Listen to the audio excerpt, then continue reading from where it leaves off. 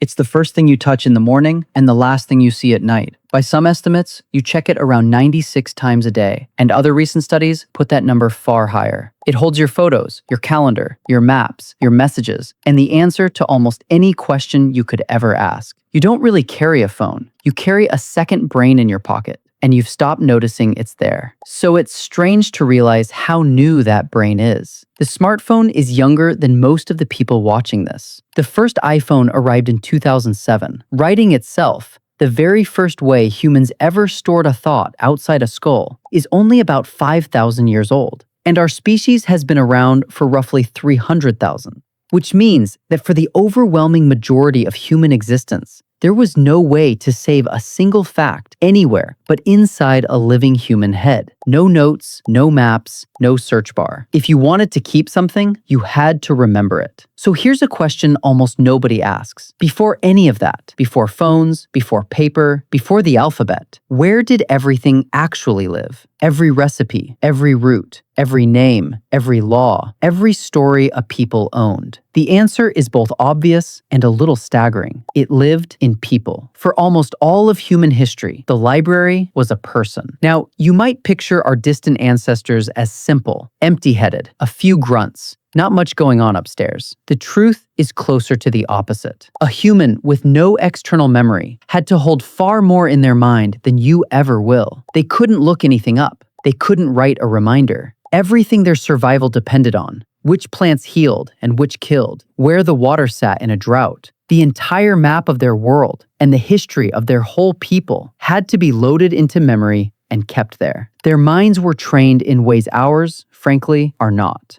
And the proof of just how far that training could go survived into modern times. In the 1930s, two scholars, Milman Parry and Albert Lord, went into the mountains of what was then Yugoslavia to record something extraordinary. Living bards who could neither read nor write, performing epic poems, thousands of lines long, entirely from memory. They recorded more than 1,500 of these performances. Parry transcribed a single oral poem, 12,000 lines long, about the length of Homer's Odyssey from one illiterate singer. To put that in scale, the Iliad and the Odyssey together run to roughly 28,000 lines, and humans carried them by voice alone for centuries before anyone wrote them down. And here's the part that rewires how you think about memory. These bards weren't reciting word for word like a tape recorder. They were using a system. The rhythm, the repeated phrases, the stock images, swift-footed Achilles, appears in the Iliad 25 times, were a kind of scaffolding that let a trained mind rebuild an entire epic in real time, every performance slightly new.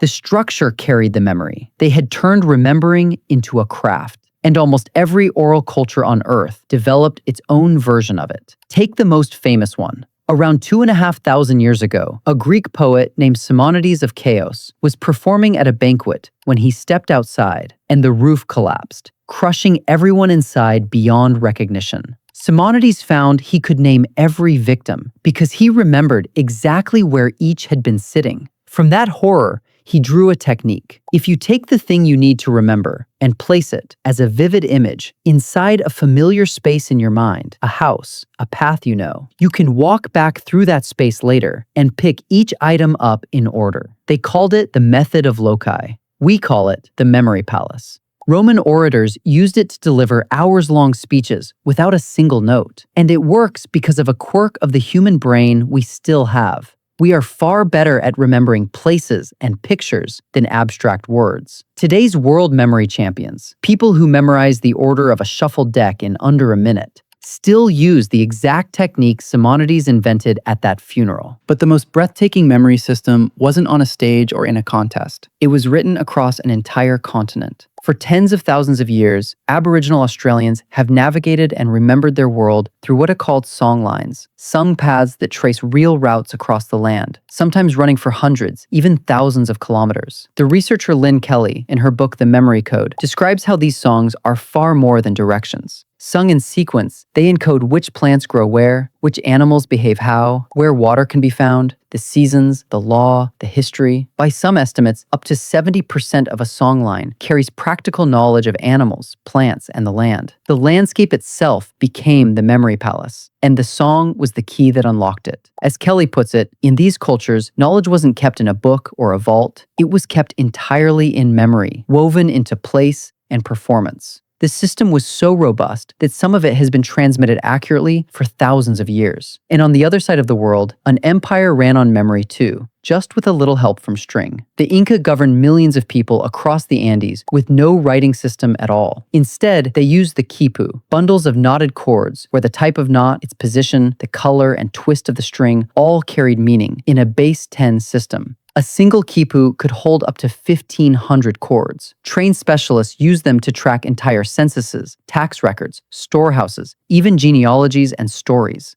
An empire kept its books in knots, because the alphabet was never the only way to hold a civilization together. Then there's the skill you've quietly lost without even noticing, knowing where you are. Before satellites, before the little blue dot, you carried the map in your head. And we now have hard proof of what that does to a brain. To earn a license, London taxi drivers must master the knowledge, memorizing some 25,000 streets and how they connect, a process that takes years. When neuroscientist Eleanor Maguire scanned their brains, she found something remarkable. The rear of their hippocampus, a region central to memory and navigation, was measurably larger than in other people, and it grew the longer they'd been driving. The brain physically reshapes itself around whatever you force it to remember. For nearly all of human history, every single person was, in effect, on the knowledge, holding the full map of their world inside their own skull, because there was nothing else to hold it for them. Now set that against an ordinary modern day. You don't know a single friend's phone number by heart. You can't find your way across your own city without the blue dot.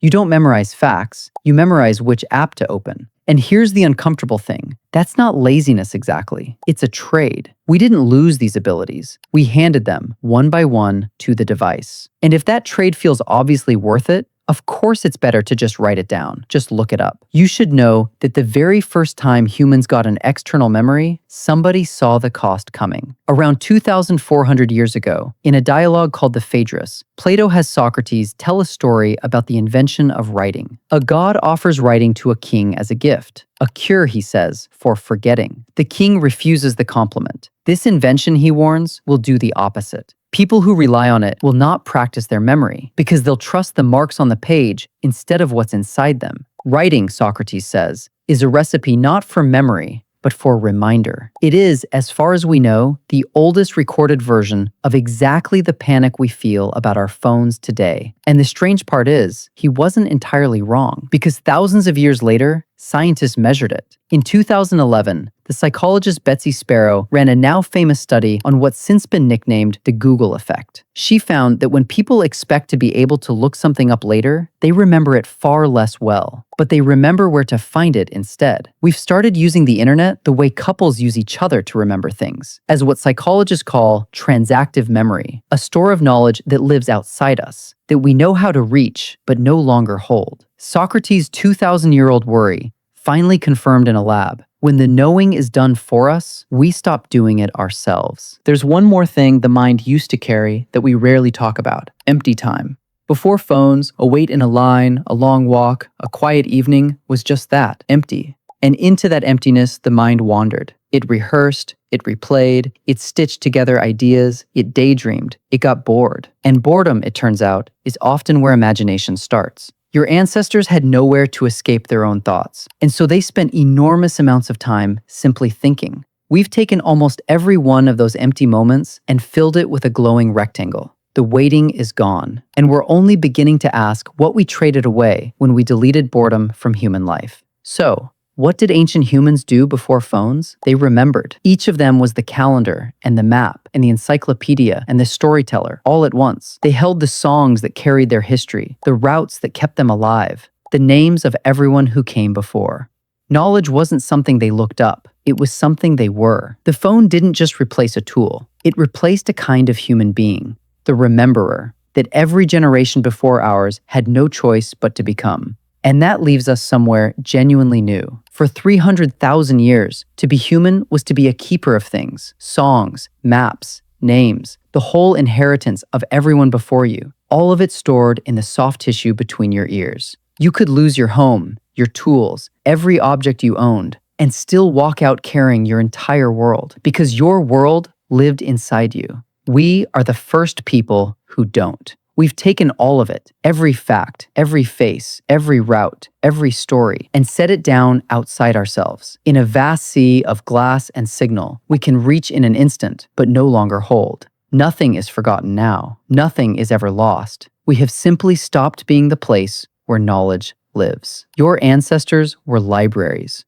You may be the first human in 300,000 years who never had to become one.